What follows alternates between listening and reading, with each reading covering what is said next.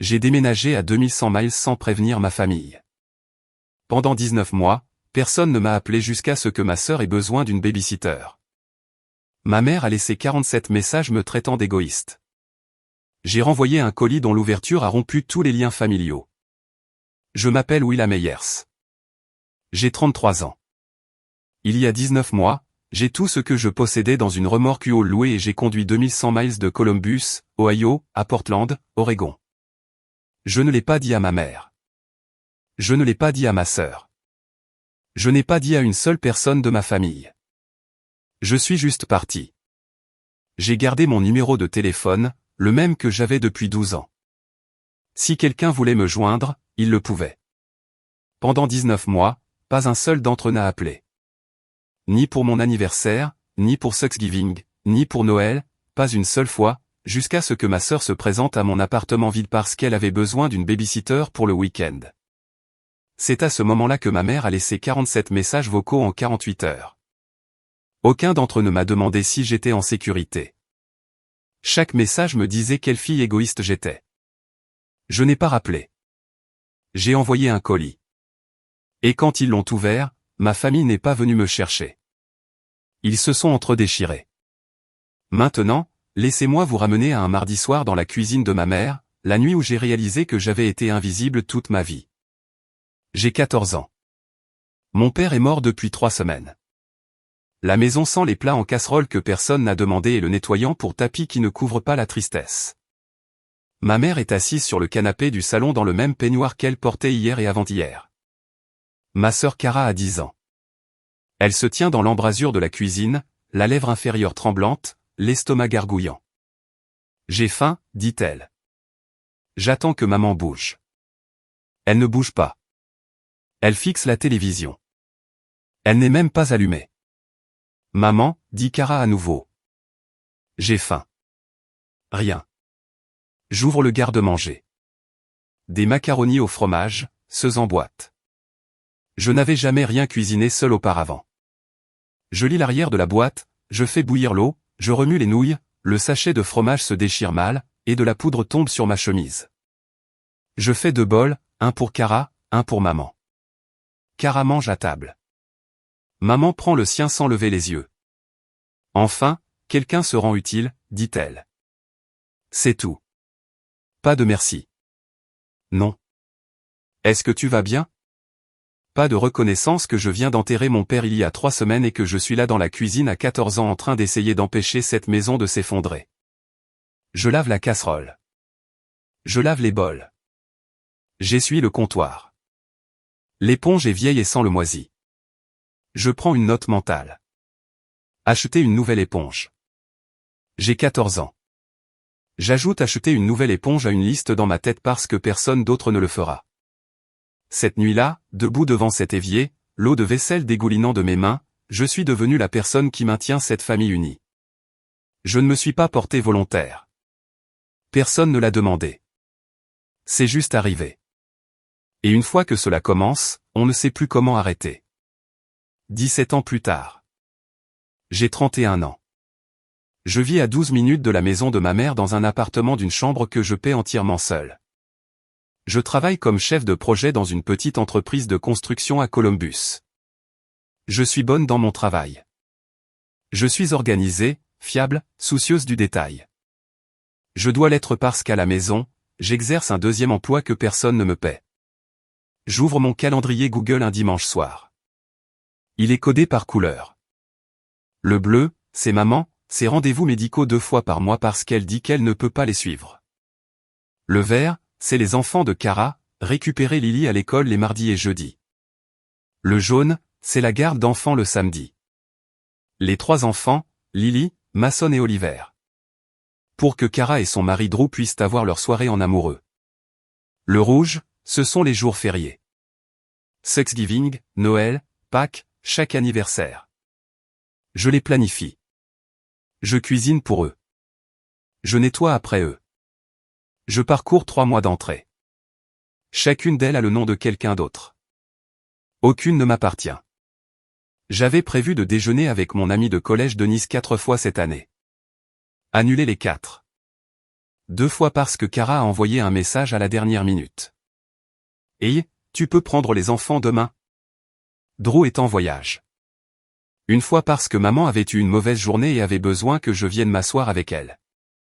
1 fois parce qu'Oliver a vomi à la garderie et que Kara ne pouvait pas quitter son travail. Je remonte plus loin. 6 mois. Même schéma. 12 mois. Idem. Mon téléphone vibre. Message de Kara. Peux-tu faire samedi et dimanche ce week-end? Drew est à Détroit. Je tape bien sûr. J'appuie sur envoyer. Elle ne répond pas. Pas de merci. Non. Comment vas-tu? Juste la supposition que je dirai oui parce que je dis toujours oui. Je ferme le calendrier. Je fixe l'écran et pour la première fois, une pensée me traverse l'esprit que je ne peux pas oublier. Quand la dernière fois quelqu'un a-t-il mis mon nom sur son calendrier? 12 mars, mon 31e anniversaire. Je me réveille et vérifie mon téléphone. Rien. Je prends une douche, je m'habille, je vérifie encore. Rien. Je conduis au travail, je m'assois à mon bureau, je vérifie à l'heure du déjeuner, rien. Pas un message vocal, pas même un de ces posts génériques sur Facebook. Mais encore une fois, j'ai désactivé Facebook il y a 2 mois, et personne ne l'a remarqué non plus.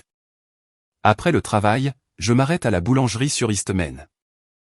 J'achète un seul cupcake velours rouge. Je m'assois dans ma voiture sur le parking et je le mange seul. Le glaçage est bon. Le moment ne l'est pas. À 19h15, mon téléphone sonne. Maman, ma poitrine se soulève pendant une demi-seconde. Peut-être qu'elle s'est souvenue. Peut-être qu'aujourd'hui est le jour où elle me surprend. Oui là, j'ai besoin que tu ailles à CVS. Ma prescription est prête et il ferme à 8 heures. Je serre le volant. C'est mon anniversaire aujourd'hui, maman. Une pause. Courte. Pas inconfortable pour elle. Juste vide. Oh, joyeux anniversaire. As-tu récupéré la prescription? Je conduis jusqu'à CVS. Je récupère ses médicaments pour la tension artérielle. Je les dépose à sa porte. Elle prend le sac, dit « Merci, chérie » et ferme la porte. Ne m'invite pas à entrer. Ne propose pas de gâteau. Ne mentionne plus mon anniversaire. Je reste assise dans son allée pendant 3 minutes. Le moteur tourne. Les phares pointent vers la porte du garage. Je ne pleure pas. Je n'ai jamais été une pleureuse. Mais quelque chose en moi, un câble qui a supporté du poids pendant 17 ans. Je l'entends se rompre. Quand je rentre à la maison, j'ouvre mon ordinateur portable à 23h. Je tape dans la barre de recherche appartement, Oregon. Je ne sais pas pourquoi Portland. Je n'y suis jamais allé, mais c'est à 2100 miles de cette allée. Et en ce moment, cela semble exactement juste. Je ne réserve pas de vol pour Portland ce soir-là. Je ne suis pas impulsive. Je suis une chef de projet. Je planifie. Mais d'abord, je mène une expérience. À partir du lendemain matin, je change une chose. Au lieu d'attendre que les gens aient besoin de moi, je prends contact en premier. Pas avec des tâches, pas avec de la logistique, juste en tant que personne. 13 mars, j'envoie un message à maman. Tu veux déjeuner samedi? Juste nous. Pas de réponse. 19 mars, j'envoie un message à Kara. Salut, comment vas-tu? Nous n'avons pas juste parlé depuis un moment. Kara répond, je ne peux pas, les enfants sont fous. Puis rien. 26 mars. J'envoie un message à Drew. Comment avance le nouveau projet? Il le voit. Coche bleue. Pas de réponse. Je continue. Avril, mai, juin, juillet, août. J'envoie des messages à chacun 2 semaines après semaine. Tu veux voir un film? Comment va l'otite de Mason? Maman, j'ai essayé une nouvelle recette. Tu veux venir? Kara, tu me manques. Faisons quelque chose juste nous. Je prends une capture d'écran de chacun. Pas parce que je monte un dossier. Je n'ai pas encore de plan. J'ai juste besoin de savoir que je n'imagine pas. J'ai besoin de preuves pour moi-même que je tends la main et que ma main se referme toujours sur du vide. Fin août, je les compte. 214 messages envoyés. 11 réponses. Toutes courtes, toutes logistiques, aucune ne me demandant comment j'allais. 203 messages ignorés. Je suis assise sur mon lit, mon ordinateur portable ouvert sur une offre d'emploi à Portland. Coordinatrice de projet dans une entreprise de taille moyenne. Même salaire, tous les avantages. Date de début, 1er octobre. Je regarde les captures d'écran. 214 tentatives. Puis je regarde l'annonce. La candidature prend 20 minutes. Je la soumets avant de pouvoir me décourager. Septembre. L'offre arrive. J'accepte. Je donne mon préavis de 2 semaines au travail. Mon patron, Greg, me serre la main et dit « Portland a de la chance de vous avoir ». Cette phrase me fait quelque chose.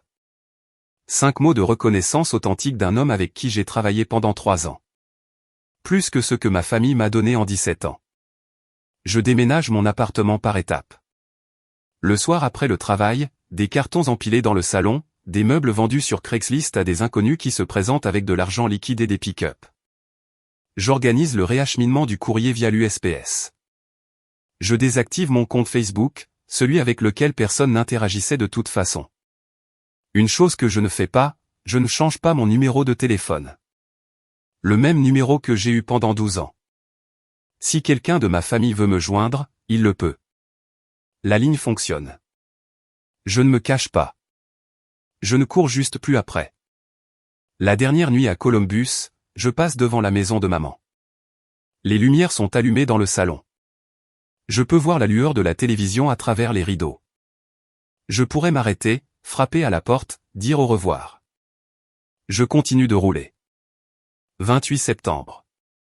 J'attache la remorque U-Haul à ma voiture et je prends l'I-7 Ouest, Indiana, Iowa, Nebraska, Wyoming, Idaho. 3 jours d'autoroute et de café de station-service et de sieste sur les aires de repos. J'écoute des podcasts. J'écoute le silence. Quelque part dans le Wyoming, je baisse les vitres et je crie dans le vent sans aucune raison. Ça fait du bien. Ça fait comme quelque chose qui quitte mon corps. 1er octobre, Portland. Il pleut. Je me gare devant mon nouvel appartement, un appartement au 2e étage dans un quartier calme avec un érable japonais dans la cour. Je m'assois dans la voiture et je respire. Je respire vraiment. Pas de téléphone qui vibre, pas d'alerte de calendrier, personne n'ayant besoin de quoi que ce soit de ma part. Je n'ai pas claqué la porte. J'ai juste arrêté de la tenir ouverte. Moi, je vérifie mon téléphone tous les matins. Rien de l'Ohio. Je me dis qu'il est tôt. Peut-être qu'ils sont occupés. Peut-être que Cara a un rhume qui traîne chez les enfants. Peut-être que maman est de mauvaise humeur et ne parle à personne. Mois 2, Thanksgiving arrive. Je suis assise seule dans mon nouvel appartement avec un poulet rôti et une conserve de sauce au canneberge. Mon téléphone reste silencieux. Personne n'envoie de message pour demander où je suis. Personne ne remarque que la chaise est vide. Je réalise qu'ils n'ont probablement pas eu de dîner de Thanksgiving du tout. C'était moi qui l'organisais chaque année. Sans moi, il n'y a pas de table autour de laquelle s'asseoir, et personne ne pense à demander pourquoi. Mois 3, mon anniversaire, 12 mars, encore, 32 ans. Maintenant, je m'achète un cupcake. Velours rouge, même chaîne de boulangerie, état différent. Cette fois, je le mange sur mon canapé au lieu d'un parking. Cela ressemble à un progrès. Mon téléphone silencieux. Mois 4. Je rencontre Naomi Park au travail. Elle a 34 ans, designer senior, a grandi à Sacramento. Lors de ma 3e semaine, elle s'arrête à mon bureau et demande « Comment s'est passé votre week-end ?» J'ouvre la bouche pour répondre, et j'ai failli pleurer. Pas parce que la question est émotionnelle, mais parce que personne ne m'avait posé cette question depuis des années et n'avait réellement attendu la réponse. Mois 5, Naomi et moi commençons à faire de la randonnée le samedi. Elle me présente son groupe d'amis. Nous faisons des repas partage. Quelqu'un me demande quelle musique j'aime, et je réalise que je ne sais pas. Je n'ai jamais eu le temps de le découvrir. Mois 6. Je vérifie mon ancien email une dernière fois. Un message non lu de Cara envoyé il y a 3 semaines. Objet. Week-end du 4 juillet. Corps. Peux-tu garder les enfants le 4 juillet? Drew fait un truc. Pas de salutation. Non. Comment vas-tu? Elle ne sait même pas que je suis parti. Mon thérapeute à Portland, oui, j'ai commencé une thérapie pour la première fois. Me donne un exercice de journalisation. Elle dit, écris à quoi ressemblerait ta vie dans 5 ans si tu étais resté. Je m'assois à ma table de cuisine ce soir-là et j'écris. Si j'étais resté, je conduirais toujours maman à ses rendez-vous 2 fois par mois pendant qu'elle se plaindrait de l'itinéraire que j'ai pris. Je récupérerais toujours Lily et Mason à l'école pendant que Cara m'enverrait le mauvais horaire de sortie. Je ferais toujours du babysitting tous les samedis pour que quelqu'un d'autre puisse avoir une vie. J'aurais 36 ans, puis 40, puis 45 avec un calendrier plein de noms d'autres personnes et une carrière qui n'a jamais progressé parce que je ne pouvais pas arrêter de demander des faveurs pour partir tôt. J'aurais perdu mes 30 ans. Je les perdais déjà. Puis elle me demande d'écrire à quoi ressemble ma vie maintenant. J'ai été promu. 6 mois plus tard, ma manager, Hélène, m'appelle dans son bureau. Je pense que j'ai des ennuis. Elle dit, nous créons un poste de chef de projet senior. Je vous veux pour ce poste. Je la regarde. Elle dit, vous êtes la personne la plus organisée avec qui j'ai jamais travaillé. Je ne lui dis pas que j'ai eu 17 ans de pratique à gérer une famille qui n'a jamais dit merci. Les week-ends maintenant, je fais de la randonnée avec Naomi. Je me suis inscrite à un cours de poterie le mercredi soir. Je me prépare à dîner. De vrais repas, pas la pizza surgelée que je mangeais dans la voiture entre la maison de maman et celle de Cara. Mon calendrier porte mon nom. Chaque entrée est la mienne. Mon téléphone vibre. Je jette un coup d'œil par habitude. Indicatif régional de Portland. Naomi. Marché fermier samedi. Je souris. Je réponds par message. Quelqu'un m'invite quelque part.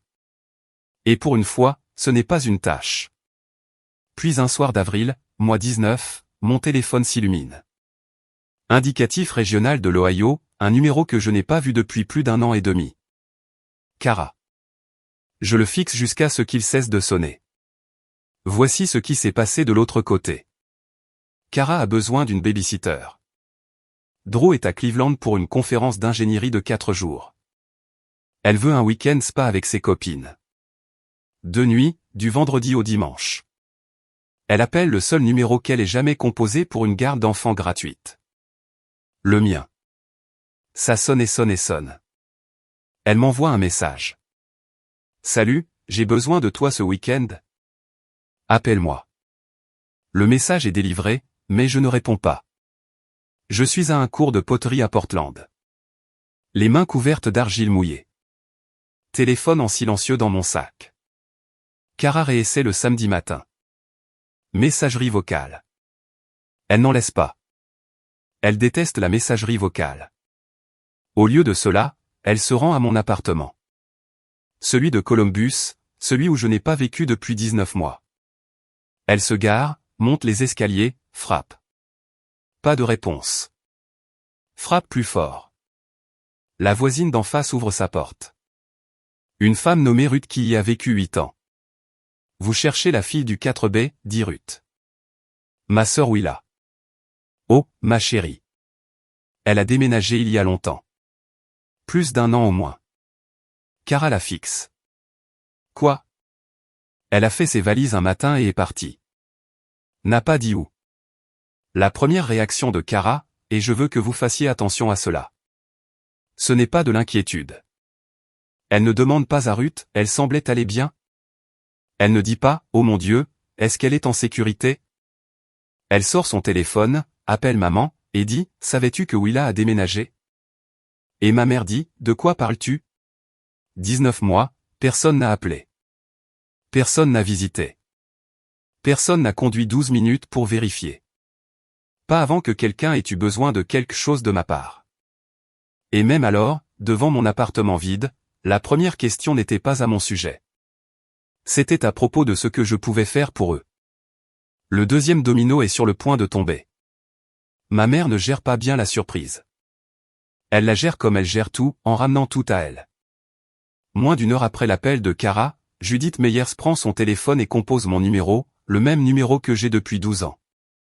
Le numéro qui est resté dans ses contacts tout ce temps. Ça sonne. Je vois maman sur l'écran. Je suis sur mon canapé à Portland, lisant un livre. Je la regarde sonner. Je ne réponds pas. Elle appelle encore et encore, puis les messages vocaux commencent. Numéro 1, Willa, où es-tu? Rappelle-moi immédiatement. Numéro 7, comment oses-tu partir sans le dire à ta mère? Numéro 15, tu es la personne la plus égoïste que j'ai jamais élevée. Numéro 23, ton père aurait honte de toi. Numéro 34, je vais dire à tout le monde quel genre de fille tu es vraiment.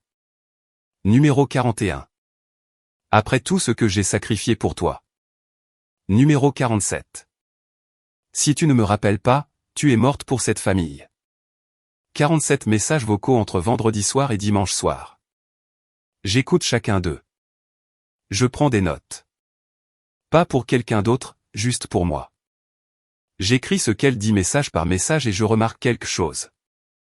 Aucun message vocal ne demande « Es-tu en sécurité ?» Aucun ne dit « Ça va ?» Pas un seul message sur 47 ne contient les mots « Je suis inquiète pour toi ». Chaque message concerne elle, ce que je lui ai fait, ce que je lui dois, comment je l'ai embarrassée. Comment oserais-je? Je pose le téléphone. Je regarde mes notes. 47 messages, 0 inquiétude. Dans mon placard, sur l'étagère du haut, se trouve un dossier que j'ai apporté avec moi de l'Ohio. 214 captures d'écran imprimées. Je ne l'ai pas touché depuis que j'ai déménagé, mais maintenant je le descends et le pose sur la table. Pendant que je suis assise tranquillement à Portland avec un dossier sur ma table, Cara fait ce qu'elle fait de mieux, contrôler l'histoire. Elle poste sur Facebook ce dimanche soir. Elle ne me tague pas. Elle ne peut pas trouver mon profil depuis que je l'ai désactivé des mois avant même de partir. Mais elle écrit, « Je traverse quelque chose de vraiment difficile en ce moment. Quand la famille vous abandonne, vous et vos enfants, sans un mot, vous réalisez qui vous aime vraiment. Serrez fort vos frères et sœurs. » 83 réactions, cœur, visage qui pleure, main en prière, les commentaires affluent. Tellement désolé, ma chérie. Qui ferait ça à une mère de 3 enfants? Tu es la maman la plus forte que je connaisse. Personne ne demande mon côté de l'histoire. Personne ne se demande si peut-être, juste peut-être, il y a plus à l'histoire. Cara appelle notre tante Maggie en Pennsylvanie. Maggie est la sœur aînée de maman, 61 ans, celle qui a coupé le contact avec Judith il y a des années pour des raisons que Judith n'a jamais reconnues. Tante Maggie, Willa a juste disparu, dit Cara. Elle a abandonné maman et mes enfants. Maggie reste silencieuse un instant. Puis, l'as-tu déjà appelé en premier? Quoi? Au cours de la dernière année et demie. As-tu appelé Willa ne serait-ce qu'une fois? Pas pour demander de l'aide, juste pour parler. La ligne se tait. Puis Cara raccroche. Ce soir-là, Maggie compose mon numéro. Elle est la seule personne de ma famille qui ait jamais pris la peine de rester en contact, même si ce n'était qu'un message tous les quelques mois. Je lui ai donné mon adresse à Portland à Noël dernier. Elle m'a envoyé une carte. Elle est toujours sur mon frigo. Ils l'ont découvert, dit Maggie. J'ai compris qu'ils ne s'inquiètent pas pour toi, Willa. Ils sont en colère contre toi. Je sais. Qu'est-ce que tu vas faire? Je regarde le dossier sur la table. Je n'ai pas encore décidé, mais je pense que si. Drew Bellamy, mon beau-frère, est la personne la plus silencieuse de cette famille. Il a 31 ans, ingénieur en mécanique, voyage 3 semaines sur chaque mois. Il n'est pas cruel, il est juste absent. Et quand il est à la maison, il suit l'exemple de Cara pour tout. Si elle dit de sauter, il cherche ses chaussures. Mais ce dimanche soir, après les messages vocaux et le post Facebook et le chaos, Drew fait quelque chose d'inhabituel. Il s'assoit seul à la table de la cuisine après que Cara soit allée se coucher. Il ouvre son téléphone. Il fait défiler ses messages. Loin en arrière, il trouve 3 messages de ma part envoyés à plusieurs mois d'intervalle. Chacun simple et amical. Comment avance le nouveau projet? J'espère que Détroit s'est bien passé. Joyeuse fête des pères, Drew. Il a vu les 3 coches bleues. Il n'a jamais répondu à aucun d'eux. Drew fixe ses messages pendant longtemps. Quelque chose s'installe dans sa poitrine. Pas exactement de la culpabilité, mais son voisin. La reconnaissance silencieuse qu'il a vu une main se tendre et n'a rien fait. Le lendemain matin, Kara est au téléphone avec une amie, racontant l'histoire de la façon dont sa sœur ingrate a abandonné la famille. Elle raccroche, se tourne vers Drew et dit « Peux-tu croire qu'elle a fait ça ?» Drew est silencieux. « Drew ? Je ne sais pas, Kara. Est-ce que nous avons déjà appris de ces nouvelles ?» Le visage de Kara se durcit. Ce n'est pas la question. Je pense que si. Elle sort de la pièce. Drew ne la suit pas. Il reste assis avec son café et ses 3 coches bleues et un sentiment qu'il ne peut pas nommer. À 2000 miles de là, j'ouvre mon ordinateur portable et commande une boîte en carton sur Amazon. De taille moyenne, 12x10x 6 pouces, juste assez grande pour contenir un épais dossier et une seule feuille de papier. Donc, en ce moment, mon ancienne famille de l'Ohio est en train de réécrire l'histoire de mon départ. Les messages vocaux de ma mère s'accumulent. Le post Facebook de ma sœur recueille la sympathie, et aucun d'entre eux n'a posé la moindre question pour savoir si j'allais bien. Si vous avez déjà été la personne sur qui tout le monde compte, mais dont personne ne prend des nouvelles, vous savez déjà ce qui va se passer. Restez avec moi. Et si vous ne vous êtes pas encore abonné, cette histoire est sur le point de prendre un tournant. Le dossier est posé sur ma table de cuisine à Portland. Je l'ouvre pour la première fois depuis le déménagement. 214 messages imprimés sur du papier blanc uni. Je les ai organisés comme j'organise tout au travail, par destinataire, puis par date. 3 sections onglets avec des intercalaires colorés. Onglet 1, message à maman. 87 entrées surlignées en 3 couleurs. Jaune pour les prises de contact. Comment te sens-tu aujourd'hui? Rose pour les invitations. Tu veux déjeuner samedi? Bleu pour les messages importants. Maman, j'ai fait ta recette de rôti de veau. J'aurais aimé que tu sois là pour l'essayer.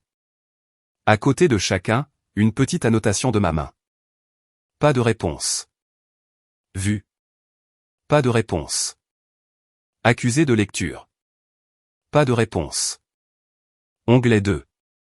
Message à Kara. 94 entrées. Même système de couleurs. Comment va l'otite de Mason? Tu veux emmener les enfants cueillir des pommes? Tu me manques. Faisons quelque chose juste nous. 94 tentatives, 88 ignorées. Onglet 3, message à Drew, 33 entrées, brève et amicale, toutes vues, toutes sans réponse. Au bas de chaque section, un simple résumé, total envoyé, total répondu, taux de réponse. Maman 4%, Kara 6%, Drew 0%. Je n'ajoute pas de commentaires. Je n'écris pas d'essai sur la façon dont ils m'ont blessé. Je n'y joins pas de culpabilisation ou de demande. Je place une seule feuille sur le tout. Papier blanc, encre noire, une phrase. J'ai essayé 214 fois. Les voici. Je glisse le dossier dans la boîte, ferme les rabats. J'écris l'adresse de ma mère sur le devant. Pas de nom d'expéditeur, juste une adresse de retour de Portland, Oregon. Je la scelle avec du ruban adhésif. Puis je la pose sur l'étagère près de la porte. Je ne l'envoie pas encore. Il y a une raison pour laquelle j'attends. Et cette raison a un anniversaire qui approche. Maggie m'appelle un mardi. Elle a l'air fatiguée.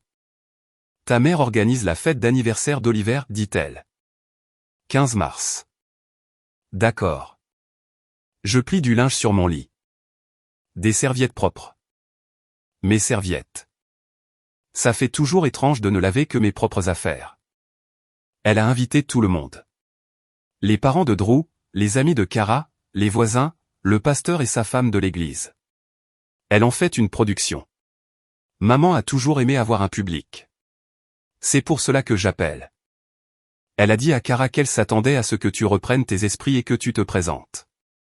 Et si tu ne le fais pas, elle prévoit de faire un petit discours devant tout le monde sur la façon dont tu as abandonné la famille. J'arrête de plier. Un discours? Elle veut la foule là quand elle l'annonce. Elle me l'a répété au téléphone. Des mots comme ingrate et égoïste et ce que j'ai sacrifié. Toute la performance qu'elle met en scène. C'est exactement ce qu'elle fait. Elle veut être la victime dans une pièce pleine de témoins.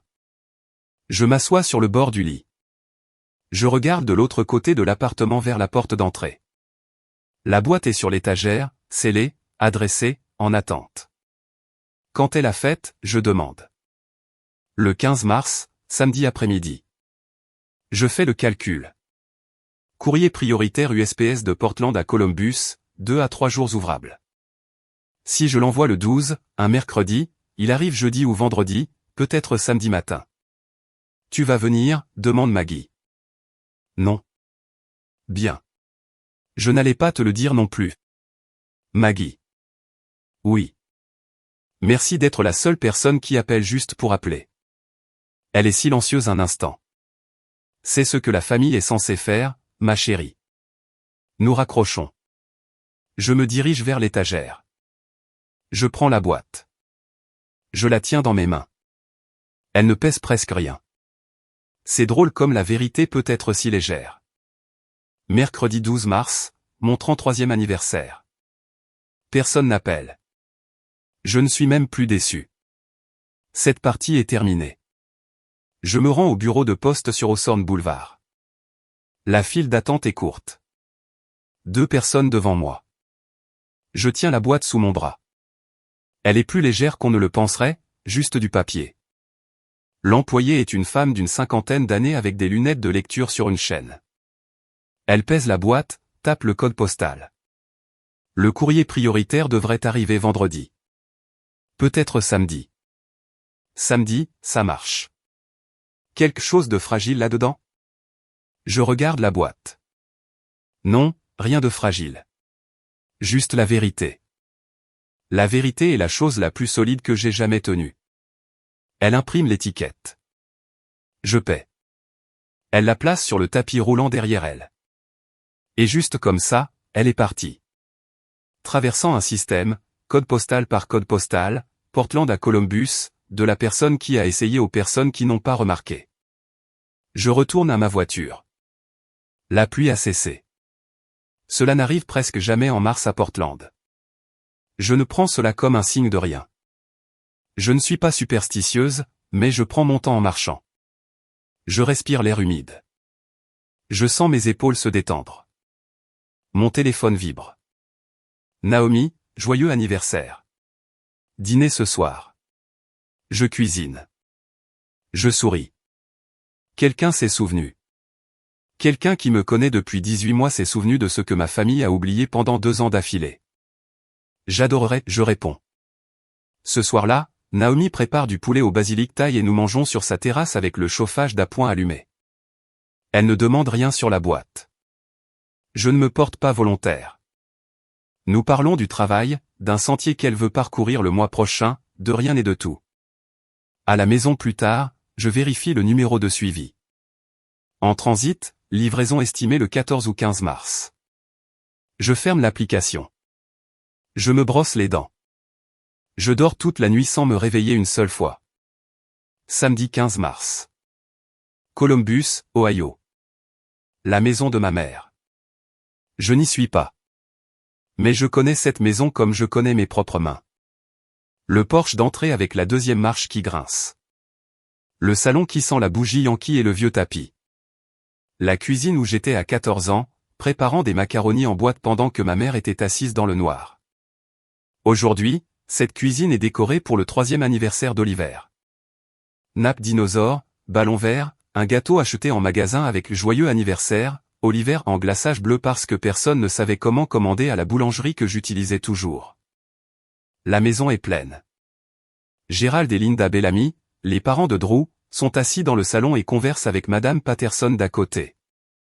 3 des amis de Cara de son groupe de maman se regroupent autour de l'îlot de cuisine.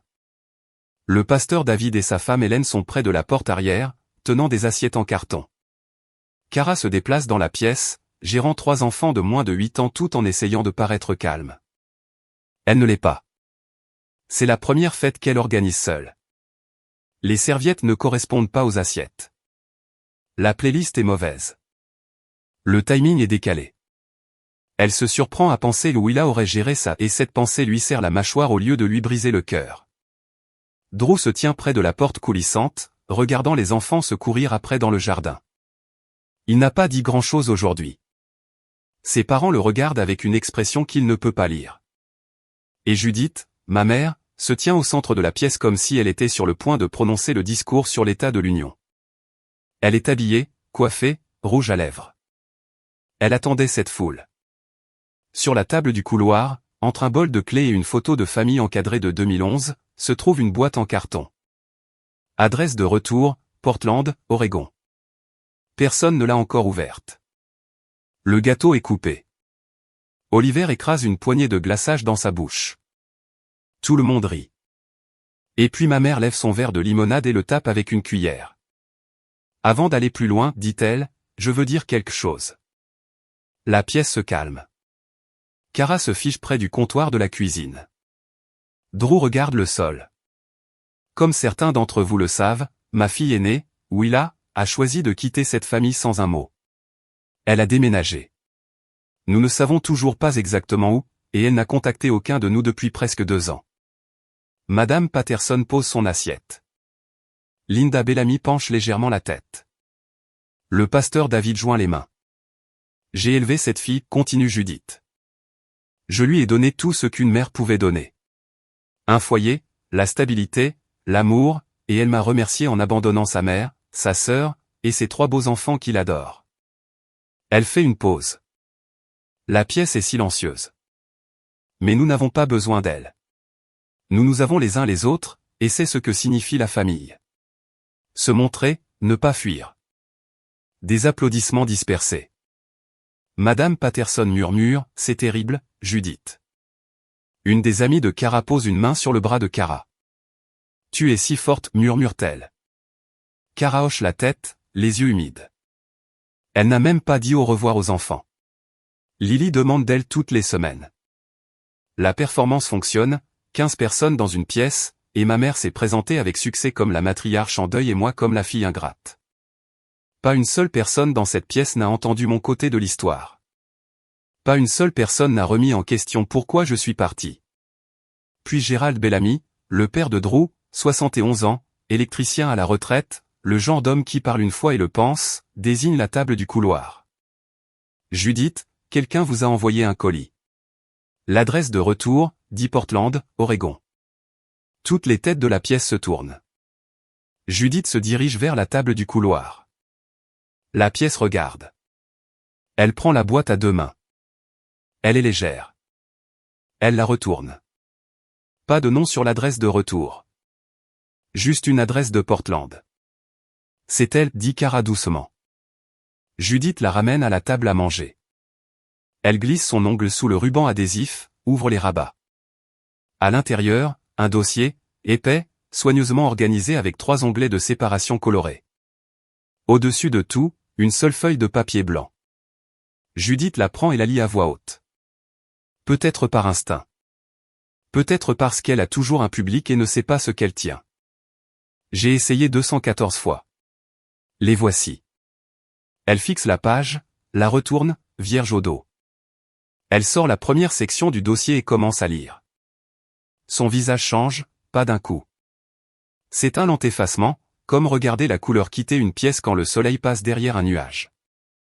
Elle tourne une page, puis une autre, puis une autre. Sa main commence à trembler. Maman, dit Kara, qu'est-ce que c'est? Judith ne répond pas. Kara tend la main et tire le dossier vers elle. Elle ouvre le 2e onglet, sa section. Elle lit la première page, son propre nom en haut, une capture d'écran d'un message texte qu'elle a reçu il y a 8 mois. Salut, comment vas-tu? Nous n'avons pas juste parlé depuis un moment. Surligné en rose, annotation de ma main. Pas de réponse.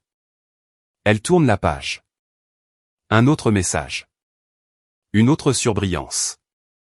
Une autre sans réponse. Page après page. 94 messages. Son nom sur chacun. La pièce est silencieuse. Gerald Bellamy se penche et prend le 3e onglet. La section de Drew. 33 messages. Tous vus, tous ignorés. Il en lit un, puis regarde son fils. Drew ne veut pas croiser son regard. Madame Patterson est la première à parler. Elle connaît notre famille depuis 20 ans. Elle a apporté une casserole quand papa est mort. Elle m'a regardé tondre la pelouse de maman tous les samedis pendant une décennie. Judith, dit-elle avec précaution. Elle t'a envoyé 87 messages. La bouche de ma mère s'ouvre. Rien ne sort. 87 messages et tu n'as pas répondu une seule fois. La main de Judith se serre sur le bord de la table. Ces messages ne signifient rien. Elle était juste. Elle envoie toujours des messages. 87 messages, répète Madame Patterson. Elle ne crie pas. Sa voix est plate et factuelle. Ce qui est pire. Et tu viens de dire à cette pièce qu'elle est partie sans un mot. Linda Bellamy lit la section de Drew. Elle lève les yeux vers son fils. Drew fixe le tapis comme s'il allait l'engloutir. Tu les as vus, dit Linda. Tu les as lus et tu n'as pas répondu. Linda, c'est entre. Kara commence. 33 messages, dit Linda. Mon fils a lu 33 messages d'une personne de cette famille et n'a rien dit. C'est entre moi et lui. Le pasteur David murmure quelque chose à sa femme, Hélène. Elle hoche la tête. Il se lève.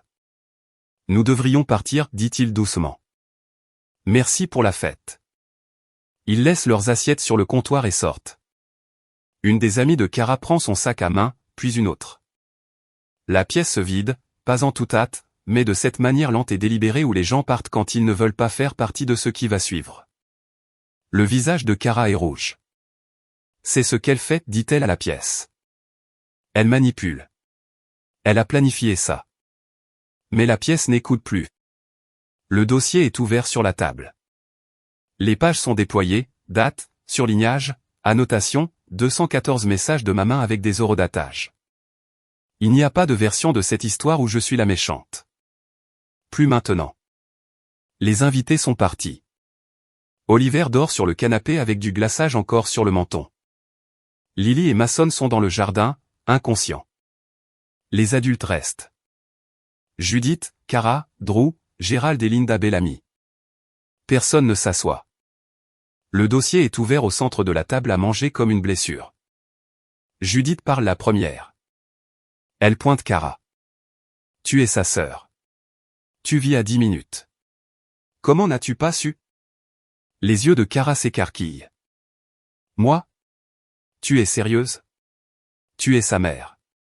Tu vis à 12 minutes de son appartement et tu n'as rien remarqué pendant 19 mois. J'ai des problèmes de santé, Kara. On ne peut pas s'attendre à ce que je... Quel problème de santé? Tension artérielle. Où il a géré ta tension artérielle. Elle ramassait tes prescriptions. Elle te conduisait à chaque rendez-vous. Les mots restent en suspens. La bouche de Judith se referme. Kara ne lui a jamais parlé comme ça. Pas une seule fois en 29 ans. Gérald se tourne vers Drew. Sa voix est basse et mesurée. La voix d'un homme qui a construit des choses de ses mains pendant 40 ans et ne gâche pas les mots. Fils, tu as lu ces messages. Tout le monde dans cette pièce a ignoré ces messages. Papa, je ne parle pas de tout le monde. Je parle de toi. Drew n'a pas de réponse. Il se tient près de la porte coulissante, les bras croisés, diminuant. Linda secoue la tête. Je ne t'ai pas élevé pour être le genre d'homme qui voit quelqu'un tendre la main et regarde de l'autre côté. Et je ne t'ai pas vu appeler Willa non plus, maman, dit Drew doucement. La pièce se brise. Judith blâme Kara. Kara blâme Judith. Gérald blâme Drew. Drew blâme tout le monde. Linda se retourne contre Gérald pour être trop dur avec leur fils. Les accusations tournent en rond. Personne ne vise la même cible pendant plus de 30 secondes. Et la seule chose que personne ne fait, personne ne prend le téléphone pour m'appeler. Portland, samedi soir. Je suis sur le canapé avec Naomi. Nous regardons un documentaire sur les créatures des fonds marins, quelque chose de calme et bleu et loin de l'Ohio. Mon téléphone vibre sur la table basse. Indicatif régional de l'Ohio, puis encore, puis 3 fois de suite. Je jette un coup d'œil à l'écran. Maman. Kara. Maman. Kara. Maman. Naomi regarde. Ça va? Oui, c'est juste la famille. Elle hoche la tête. Ne force pas. C'est ça, Naomi. Elle me fait confiance pour partager quand je suis prête. Elle ne fouille pas. Elle n'exige pas. Elle s'assoit juste à côté de moi et me passe le popcorn. Je pose le téléphone face contre terre. Nous regardons un calmar pulser dans l'eau noire. Plus tard, après le départ de Naomi, je vérifie. 2 nouveaux messages vocaux. Judith, Willa, comment as-tu pu envoyer ça chez moi devant les gens? Tu m'as humilié chez moi. Tout le monde l'a vu. Madame Patterson m'a regardé comme si j'étais. Comment as-tu pu faire ça pour l'anniversaire d'Oliver? Toujours pas. Ça va? Toujours pas. Tu me manques. Juste comment oses-tu? Kara, je n'arrive pas à croire que tu aies fait ça. Les parents de Drew ne nous parlent presque plus maintenant. Son père ne l'a pas regardé de toute la nuit. Es-tu heureuse? C'est ce que tu voulais. Je pose le téléphone. Je regarde le plafond. Suis-je heureuse? Non, je ne suis pas heureuse. Ce n'est pas ça. Je ne fête rien. Je n'ai pas envoyé ce dossier pour gagner un jeu. Je l'ai envoyé parce que j'ai essayé de parler pendant 5 mois et personne n'a écouté. Je l'ai envoyé parce que ma mère s'est tenue dans une pièce pleine de gens et m'a traité d'ingrate et la seule façon de répondre était de leur montrer ce que j'ai réellement fait. Je le dis à Naomi le lendemain matin autour d'un café. Je leur ai envoyé quelque chose, la vérité, en gros. En colère contre toi ou en colère les uns contre les autres? Les deux, mais surtout les uns contre les autres. J'apprends ce qui se passe ensuite par Maggie. Elle me lit les messages comme un commentateur sportif lors d'un événement où tout le monde perd. Kara crée un groupe de discussion. Membre réservé à la famille, Judith, Kara, Drew. Le fil de discussion se déroule ainsi. Kara, nous devons trouver quoi dire aux gens. Judith, dis-leur que Willa ne va pas bien. Kara, elle ne va pas mal, maman. Elle est en colère. Judith, elle n'a aucun droit d'être en colère. J'ai tout fait pour cette fille. Drew, en fait, je pense qu'elle a le droit. Kara, de quel côté es-tu? Drew, il n'y a pas de côté. Kara, il y a 214 messages. Kara, oh, alors maintenant tu es l'autorité morale. Tu n'as répondu à aucun. Drew, je sais. C'est mon point de vue. Judith, ça suffit. Je vais m'en occuper moi-même. Je le fais toujours. Kara, tu le fais toujours. Maman, Willa l'a toujours fait. C'est littéralement tout le problème. Le fil meurt. Personne ne résout rien. Personne ne propose de m'appeler. Personne ne suggère de thérapie ou de réunion de famille ou même un simple « et si nous nous excusions ?» Ils se disputent sur l'apparence. Ils se disputent sur qui a l'air le plus mal. Ils se disputent sur la gestion des dégâts. Pas à mon sujet, mais à leur sujet. Puis Drew fait quelque chose d'inattendu. Il obtient mon numéro de Maggie et envoie un message privé. Willa, je suis désolé. J'aurais dû répondre à tes messages. Je n'ai pas d'excuses. Je veux juste que tu saches que je le vois maintenant. Je le lis assise sur mon lit. La pluie tape contre la fenêtre. C'est le premier message de quelqu'un de ma famille en 19 mois qui prend ses responsabilités sans blâmer quelqu'un d'autre. Pas de mais ta mère ou mais Kara a dit juste je suis désolé. Je le vois. Je ne réponds pas encore, mais je ne le supprime pas non plus. Je le laisse. Certaines choses ont besoin de temps avant de savoir quoi en faire. Je veux faire une pause ici un instant. Si vous regardez cela et que vous êtes la personne de votre famille qui planifie toutes les vacances, conduit à tous les rendez-vous, se souvient de tous les anniversaires, et vous vous demandez si quelqu'un le remarquerait si vous arrêtiez tout. Je vous vois. Cette histoire n'est pas encore terminée. Nous n'avons pas encore abordé ce qui s'est passé lorsque le reste de la ville l'a découvert. Abonnez-vous pour ne pas manquer la fin. Maintenant, retour à l'Ohio. La nouvelle se répand comme toujours dans une petite communauté, non par des annonces, mais par des plats en casserole et les parkings d'église, et les voix douces des femmes qui disent « Je ne devrais probablement pas vous dire ça, mais… » Madame Patterson le dit à sa sœur, qui fréquente la même étude biblique féminine qu'Hélène, la femme du pasteur. Hélène le dit au groupe avec précaution, avec prière, avec juste assez de détails. Le dimanche suivant, chaque femme de l'église de Judith a entendu une version de l'histoire. Et la version qui reste n'est pas où il a abandonné sa famille. La version qui reste est que sa fille a envoyé 200 messages et personne n'a répondu. Elle a déménagé à travers le pays et ils ne l'ont pas remarqué pendant 1 an et demi. C'est la version qui reste parce que c'est la version qui est vraie. Judith le ressent avant que quiconque ne le lui dise en face. La façon dont les conversations s'arrêtent quand elle entre dans une pièce. La façon dont Madame Patterson lui fait signe de la main de l'autre côté de la cour mais ne s'approche pas. La façon dont la coordinatrice du ministère des Femmes appelle pour dire qu'il réorganise le leadership ce trimestre et que le rôle de Judith est en suspens. Personne ne la confronte. Personne n'a besoin de le faire. Le silence est plus fort que toute accusation. En désespoir de cause, Judith appelle Maggie. « Margaret, tu dois m'aider. Parle à Willa. Dis-lui de m'appeler. » La voix de Maggie est plate. « Je te l'ai dit il y a 10 ans, Judith, tu traites tes enfants comme s'ils travaillaient pour toi. Je l'ai dit alors et tu as cessé de me parler pendant 3 ans. Je ne me mêle pas d'une chose dont je t'ai déjà prévenu. Mais tout le monde est. Tout le monde voit ce que je voyais. Ce n'est pas mon problème à résoudre. » Judith raccroche.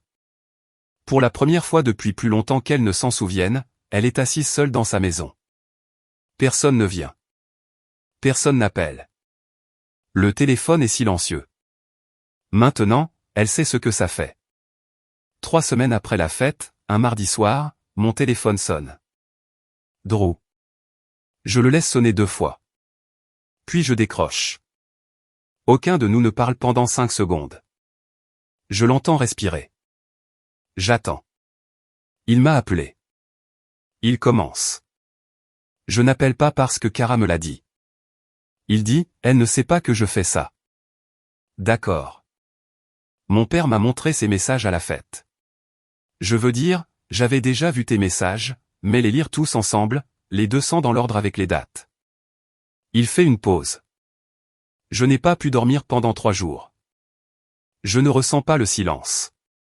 J'ai appris que le silence est l'espace le plus honnête dans une conversation. Les gens disent ce qu'ils pensent vraiment quand vous arrêtez de parler en premier.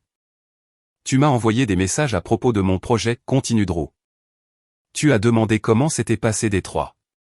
Tu m'as souhaité une joyeuse fête des pères. Et je n'ai juste pas répondu. Je les ai vus, Willa. J'ai lu chacun d'eux et je n'ai rien fait. Je n'ai pas d'excuse pour ça. Merci de dire ça, Drew. Les enfants te manquent. Lilith a dessiné un tableau la semaine dernière. C'est une maison avec des fleurs violettes. Ma poitrine se serre. Il me manque aussi. Mais je ne reviens pas pour arranger des choses qui ne sont pas à moi d'arranger.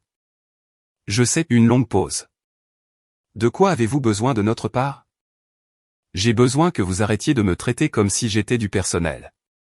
Si nous devons avoir une relation, c'est parce que nous la choisissons, pas parce que quelqu'un a besoin d'une garde d'enfants gratuite un samedi. C'est juste. Et j'ai besoin que tu transmettes ce message exactement comme je l'ai dit. Pas la version de Cara, la mienne. Je le ferai. Avant de raccrocher, Drew dit une chose de plus. Cara et ta mère ne se parlent pas en ce moment. C'est entre elles, je dis. Je ne me jette pas pour arbitrer. Ce travail est terminé. 1 semaine après l'appel de Drew, mon téléphone sonne à nouveau. Maman. Je ne réponds pas. Mais cette fois, le message vocal qu'elle laisse est différent. Willa. Longue pause. Je l'entends respirer. J'ai lu tous les messages hier soir. Chaque message. Je me suis assise à la table de la cuisine et j'ai parcouru chaque page. Sa voix est plus fine que je ne l'ai jamais entendue. Pas d'acrimonie. Pas d'accusation, juste fatigué. Je ne savais pas qu'il y en avait autant. Je veux dire, je savais que tu envoyais des messages, mais je pensais que c'était juste les rappels habituels, la logistique. Je ne savais pas que tu tendais la main. Vraiment tendre la main. Une autre pause. Je l'entends déglutir. Il y en a un du 14 avril de l'année dernière. Tu as écrit, maman, j'ai fait ta recette de rôti de peau. J'aurais aimé que tu sois là pour l'essayer. Et je l'ai vu maintenant dans le dossier. Je n'ai jamais répondu à ça. Tu as fait mon rôti de peau et tu voulais partager ça avec moi et je n'ai jamais dit un mot. Silence. 10 secondes. 15. Je pense qu'elle va raccrocher. Je ne vais pas dire que j'avais tort parce que je ne sais pas comment dire ça. Je n'ai jamais appris à dire ça. Mais je l'ai vu, oui là. J'ai tout vu et je ne sais pas quoi faire maintenant. Le message vocal se termine. Je m'assois dans mon salon et je le rejoue 2 fois, 3 fois. J'écoute la performance, le Judith Vaux, celle qui transforme chaque conversation en monologue sur sa propre souffrance. Mais cette fois, je ne l'entends pas. Cette fois, elle ressemble à une femme de 61 ans assise seule à une table avec 200 pages de preuves que sa fille l'aimait et elle n'a pas levé les yeux. Je ne rappelle pas. Pas encore. Mais j'ouvre mon journal et j'écris. Premier message qui ressemble à une personne au lieu d'une geôlière. Cara appelle un jeudi. Drew lui a donné mon numéro. Je réponds parce que je suis curieuse de savoir quelle version d'elle-même elle apportera. Je ne comprends pas pourquoi tu as fait ça. Elle commence. Quelle partie? Tout. Laissez le colis. Humilier Mom devant tout le monde. Je laisse un instant passer. Cara, je t'ai envoyé 94 messages en 5 mois. Veux-tu que j'en énumère quelques-uns? J'étais occupé. J'ai 3 enfants. 12 septembre, je t'ai demandé si tu voulais emmener les enfants cueillir des pommes. 3 octobre, j'ai demandé comment allait l'otite de Mason. 20 novembre, j'ai demandé si tu avais besoin d'aide pour Thanksgiving. Silence. 24 décembre, je t'ai envoyé une photo d'un cadeau que j'avais emballé pour Oliver. Tu as ouvert le message. Tu n'as pas répondu. 15 janvier. Arrête. J'ai compris. Vraiment? Parce que je ne suis pas sûr. J'ai envoyé 94 messages. Aucun d'entre eux ne t'a rien demandé. Je ne demandais pas de babysitting ou de trajet ou de faveur. J'essayais juste de parler à ma sœur. Sa respiration change, plus rapide maintenant. Elle n'est pas en colère. Elle est acculée. Je sais que tu as 3 enfants, je dis, je sais que tu es épuisé. J'étais là pendant 7 ans, Cara. J'ai récupéré Lily les mardis et jeudis. J'ai gardé les 3 tous les samedis. J'ai planifié tous les anniversaires. J'ai tenu Oliver quand il avait des coliques pour que tu puisses dormir. Je sais exactement à quel point c'est difficile parce que je le faisais avec toi. Elle pleure maintenant. Je l'entends. Pas le genre dramatique, le genre silencieux, involontaire. Le genre qui vient quand on entend quelque chose avec lequel on ne peut pas discuter. J'aime tes enfants, je dis. Mais je ne suis plus ton plan de secours. Si tu veux une relation avec moi, cela commence par me voir comme une personne, pas un service. Cara dit, maman dit que c'est de ta faute. Et toi? Qu'est-ce que tu dis? Long silence. Elle raccroche. Ce soir-là, je m'assois à ma table de cuisine avec une tasse de thé et j'ouvre mon ordinateur portable. La pluie est régulière dehors. L'appartement est chaud. J'écris un email. Ah. Judith Meyers, Cara Bellamy, Drew Bellamy. Objet, ma position. Je l'écris de la même manière que j'écris un rapport de projet au travail. Clair, structuré, sans émotion débordant des marges. 5 points, ni plus, ni moins. 1. Je suis en sécurité. Je vais bien. Je vis à Portland, Oregon. 2. Je suis parti parce que personne dans cette famille ne me voyait comme une personne. J'étais une fonction, une babysitter, une conductrice, une planificatrice, une médiatrice. Quand la fonction a cessé, personne n'a remarqué que la personne était partie. Cela m'a dit tout ce que j'avais besoin de savoir. 3. Je suis ouverte à la reconstruction de relations, mais pas les anciennes, pas selon les anciennes conditions. 4. Mes conditions sont simples. Pas de culpabilisation, pas de messages vocaux sur ce que je dois, pas d'utilisation des enfants comme levier, pas de publication sur les réseaux sociaux à mon sujet. Si l'une de ces conditions est violée, j'étendrai l'absence de contact indéfiniment. 5. Je vous aime. C'est pourquoi j'ai essayé 214 fois avant de partir. Mais l'amour sans respect n'est pas de l'amour. C'est un travail. Et j'ai démissionné. Je le relis une fois. Je ne l'adoucis pas. Je n'ajoute pas de « mais j'espère que vous comprenez » ou « je suis désolé si cela fait mal ». J'ai passé 33 ans à amortir chaque mot pour rendre les autres confortables. Cet email est pour moi. J'appuie sur envoyer, ferme l'ordinateur portable, mets mon manteau et sors faire une promenade sous la pluie. 2 heures plus tard, Maggie me dit ce qui s'est passé. Judith lit l'email, le transfère à Cara avec une ligne. Qui pense-t-elle être? Cara le lit. Pour la première fois de sa vie, elle ne répond pas à Judith. Elle ne prend pas le parti de maman. Elle ne le transfère pas. Elle ferme juste son téléphone et s'assied dans le noir. Ma mère s'asseyait dans le premier banc à Grèce-Lutran. Elle dirigeait le groupe de prière du jeudi. Elle organisait le repas partage annuel. Elle était Judith Meyers, la femme dont la foi a maintenu sa famille unie après le décès de son mari. Maintenant, elle s'assied au dernier rang. Non pas parce que quelqu'un lui a demandé de bouger, mais parce qu'elle sent l'air changer quand elle entre. La coordinatrice du ministère des Femmes, Barbara, appelle pour dire qu'il restructure, et le rôle de leadership de Judith est en cours de révision.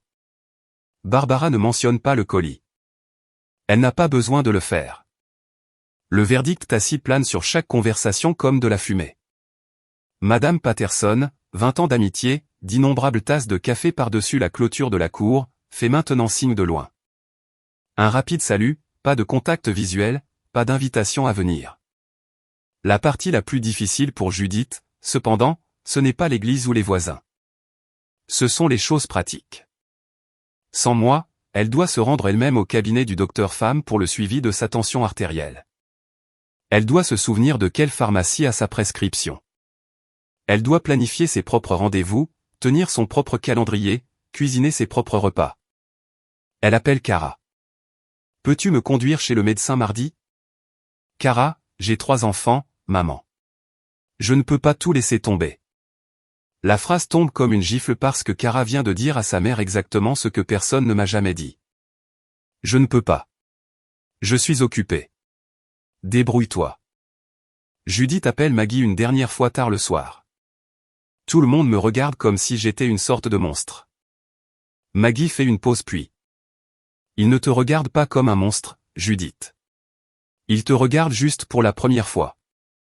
Judith raccroche. Elle est assise dans son salon. La télévision n'est pas allumée. La maison est silencieuse. Personne ne vient. Bienvenue dans mon monde, maman. Le colis ne fait pas que briser le monde de ma mère. Il fracture aussi celui de Cara. De façon qu'elle n'avait pas vu venir. Drew commence à dire des choses à voix haute. Des choses qu'il avait avalées pendant des années. Une nuit, après que les enfants soient couchés, il s'assied au comptoir de la cuisine et dit « Tu as utilisé ta sœur, Cara. Nous l'avons fait tous les deux. Ne me fais pas la leçon. Je ne te fais pas la leçon. Je te dis que mon père ne m'a pas appelé depuis 2 semaines à cause de ces messages. Mon propre père me regarde comme si j'étais un étranger. » La mâchoire de Cara se contracte. Alors maintenant, c'est ma faute si ton père est contrarié. C'est notre faute si Willa est parti. La nôtre à tous les deux. Cara sort. Elle n'a pas de réfutation. Elle a un réflexe. Quitter la pièce avant que la vérité ne la rattrape. Mais la vérité est déjà dans la pièce. Elle est dans la pièce depuis l'ouverture du dossier. À son groupe de mamans la semaine suivante. Une des femmes, Jessica, celle qui apportait toujours le bon vin, dit nonchalamment à la table des collations, « Est-ce vrai que ta sœur a envoyé 200 messages et personne n'a répondu ?» Cara se fige. C'est compliqué. 200 messages, ce n'est pas compliqué, Cara. C'est quelqu'un qui supplie d'être vu. La pièce est silencieuse. Personne n'argumente. Cara s'excuse tôt. À la maison, elle prend le relais pour la première fois en 7 ans. Elle prépare les déjeuners scolaires. Elle conduit aux entraînements de football. Elle gère les rendez-vous chez le dentiste, les courses, les crises au coucher, tout cela, chaque jour seul. Et à 23h un mercredi soir, les enfants endormis, la maison enfin calme. Cara s'assied sur le sol de la cuisine avec son téléphone. Elle remonte à un message que je lui ai envoyé en octobre dernier. Salut, je prends juste de tes nouvelles. Tu avais l'air fatigué la dernière fois que je t'ai vu. Elle le fixe longtemps. Son pouce plane au-dessus de l'écran et pour la première fois, elle comprend. Un mois après la fête d'anniversaire d'Oliver, voici où en est la famille. Judith et Cara ne se parlent pas. Judith insiste sur le fait que Cara aurait dû rester en contact avec sa sœur. Tu es la plus jeune. C'était ton travail de la prendre pour modèle. Cara rétorque que Judith est la mère et que la responsabilité commence au sommet. Elle tourne en rond et n'arrive nulle part. Drew et Gérald sont silencieux. Gérald voit ses 33 coches bleues chaque fois qu'il regarde son fils. Drew voit un homme qui ne m'a pas appelé non plus et n'a aucun droit à la supériorité morale. Aucun des deux ne le dira, alors ils ne disent rien du tout. Cara et Drew, tendus. Drew veut s'excuser formellement auprès de moi. Cara qualifie cela de trahison. Tu l'as choisie elle plutôt que ta propre femme. Drew dit, je choisis l'honnêteté. Cara dit la même chose. Ils dorment dans le même lit et ne parlent qu'en termes logistiques. Qui va chercher Mason? Est-ce que la facture d'électricité a été payée? À quelle heure est le bilan d'Oliver? La chaleur a disparu. L'ironie est lourde. Mon colis ne contenait pas une seule nouvelle information. Chaque message de ce dossier avait déjà été envoyé, déjà été reçu, déjà été ignoré. Je n'ai rien créé. J'ai juste imprimé ce qui existait déjà et les posé sur une table où personne ne pouvait détourner le regard. La famille ne s'est pas brisée à cause de moi. Elle s'est brisée à cause de ce qu'ils ont fait quand ils pensaient que personne ne regardait. Le colis a juste allumé les lumières. Maggie m'appelle un dimanche. Ils sont tous en pagaille, dit-elle. Je sais. Comment te sens-tu? J'y pense. Je ne suis pas heureuse. Je ne suis pas triste. Je ne me sens pas victorieuse ou justifiée ou vertueuse. Je me sens comme quelqu'un qui a enfin cessé de porter un piano seul en haut d'une colline. Ça me semble juste. J'ouvre mon calendrier Google un dimanche soir d'avril. La pluie de Portland tape contre la vitre. Mon thé est chaud. L'appartement sent la bougie à l'eucalyptus que Naomi m'a donnée pour mon anniversaire. Je parcours le mois. Vert. Randonnée du samedi avec Naomi. Violet. Cours de poterie. Mercredi soir. Je m'améliore. Mes bols ne s'effondrent plus. Orange. Dîner mensuel avec le groupe d'amis. Cette fois chez Marco. J'apporte le pain à l'ail. Rouge. Soirée bloquée marquée un mois. Lecture, expérience culinaire. Lombin. Une entrée dit juste, essayez de faire des pâtes à partir de zéro. Chaque couleur de ce calendrier m'appartient. Mon nom, mes choix, ma vie. Au travail, Hélène m'appelle dans son bureau un lundi matin. Assieds-toi, dit-elle. Je m'assois. Elle glisse une feuille de papier sur le bureau. Une lettre de promotion. Chef de projet senior, augmentation de 12%. Tu es la personne la plus fiable de cette équipe, dit-elle. Je ne sais pas où tu as appris ça, mais je suis contente que tu sois là. Je signe la lettre. Je ne lui dis pas que je l'ai appris en gérant une famille qui n'a jamais remarqué. Certaines compétences naissent dans des endroits que l'on préférerait ne pas revoir.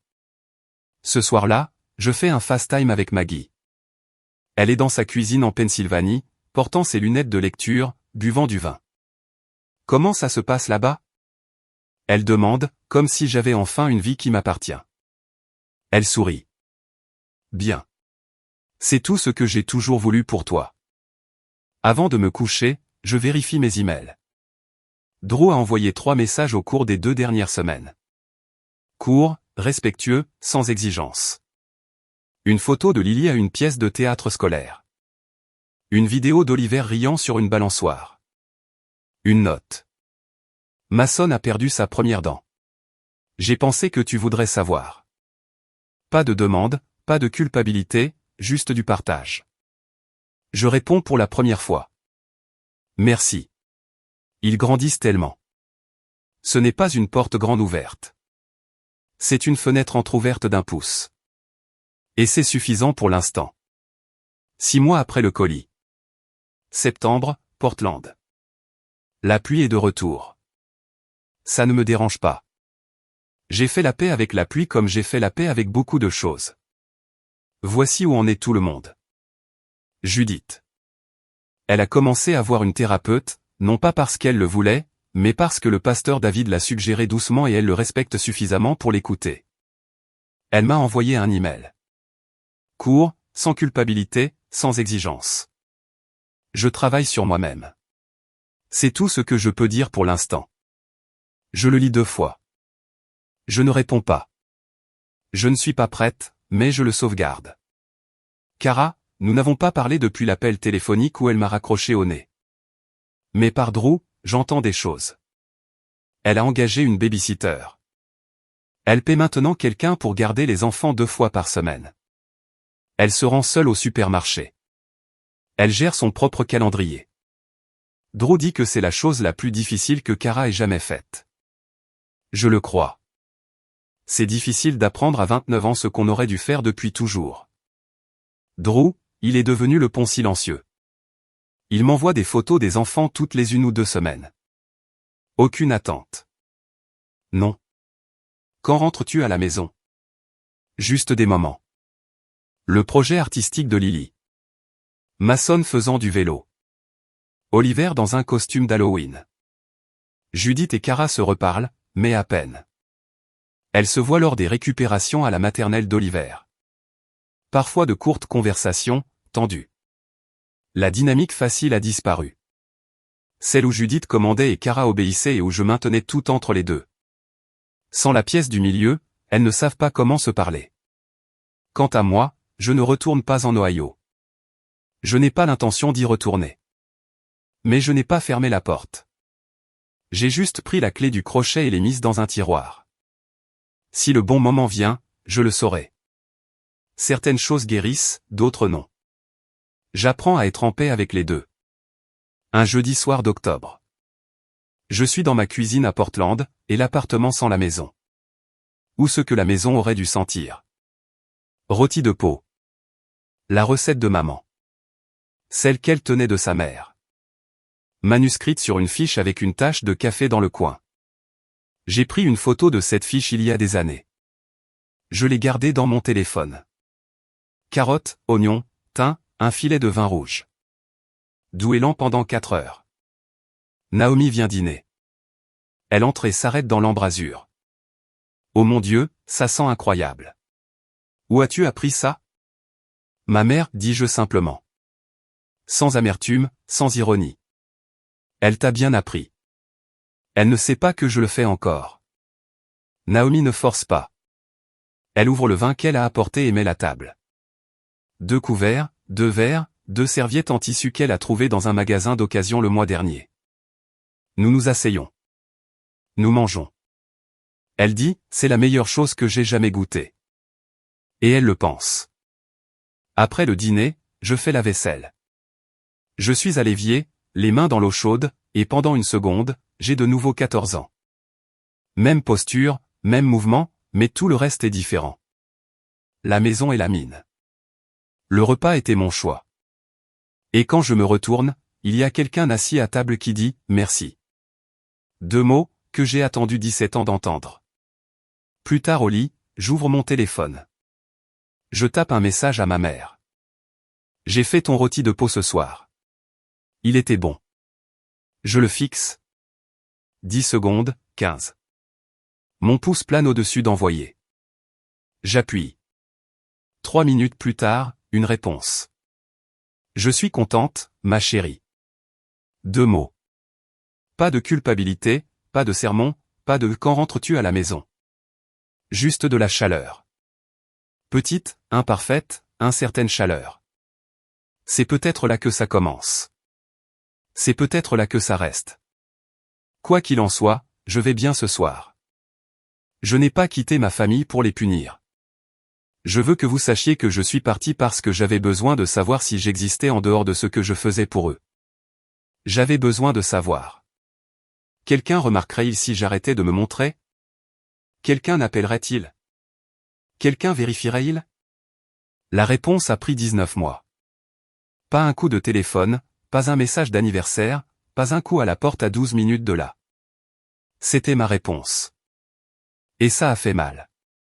Je ne ferai pas semblant que non. Mais c'était clair. Et je préfère avoir une réponse claire qui fait mal qu'un mensonge confortable qui me garde piégé. Le colis n'était pas une vengeance. Je n'ai pas écrit un seul mot de colère. Je n'ai pas ajouté de commentaire. Je n'ai pas dit, regardez ce que vous m'avez fait. J'ai juste imprimé ce que j'avais déjà dit, 214 messages qu'ils avaient déjà reçus et je les ai renvoyés. Un miroir. C'était tout. Et quand ils s'y sont regardés, ils n'ont pas vu un méchant. Ils se sont vus eux-mêmes. Si vous êtes la personne de votre famille qui maintient tout ensemble, celle qui planifie les vacances, se souvient des anniversaires, conduit au rendez-vous, arbitre les disputes, décroche le téléphone chaque fois qu'il sonne. J'ai besoin que vous entendiez ceci. Votre valeur n'est pas mesurée par votre utilité. Vous n'êtes pas une fonction. Vous n'êtes pas un service. Vous êtes une personne. Et si les gens autour de vous ne peuvent pas faire la différence, ce n'est pas votre problème à résoudre. Fixez vos limites même s'ils vous traitent d'égoïste. Surtout s'ils vous traitent d'égoïste, parce que les gens qui vous traitent d'égoïste parce que vous avez des besoins sont ceux qui ont le plus profité du fait que vous n'en aviez aucun. Je m'appelle Willa Meyers. J'ai 33 ans. Je vis à Portland, Oregon. Et pour la première fois de ma vie, si je disparaissais, quelqu'un le remarquerait.